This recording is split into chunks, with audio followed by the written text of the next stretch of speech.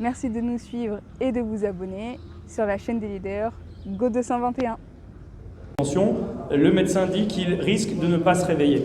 Si une personne meurt, surtout lorsqu'il est maire et député, et avec le poids démocratique qu'il représente, je ne sais pas qui sera responsable, si ça sera le juge, si ça sera la société civile, si ça sera le pouvoir en place. Mais aujourd'hui, on ne pourra pas dire à la fin de cette soirée que 3 experts indépendants et un représentant d'un très grand collectif d'avocats n'auront pas alerté l'opinion sur la réalité concrète de la situation de ce monsieur. J'ajoute qu'il n'est pas le seul.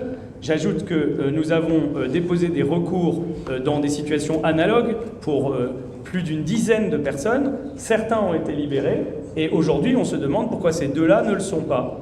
Il n'y a rien qui justifie que, encore une fois, ils soient maintenus en détention. Donc la situation devrait vous alarmer et vous devriez vous demander qu'est-ce qui pourrait justifier qu'on n'entende pas une personne pendant 8 mois, qu'on la place en détention sans lui notifier de charge, que vous ne soyez d'ailleurs pas en mesure, vous les journalistes, de savoir ce qu'on lui reproche, et surtout, comment on peut, dans une démocratie et un état de droit, maintenir en détention quelqu'un qui, chaque nuit, risque sa vie et risque de ne pas se réveiller le lendemain. Donc voilà, c'est vraiment le cri d'alerte qu'on voulait aussi lancer, mais indépendamment d'une expertise qui, à mon avis, va être beaucoup plus objective, beaucoup plus détaillée, et qui sera aussi un effort important d'information du public et d'information du juge.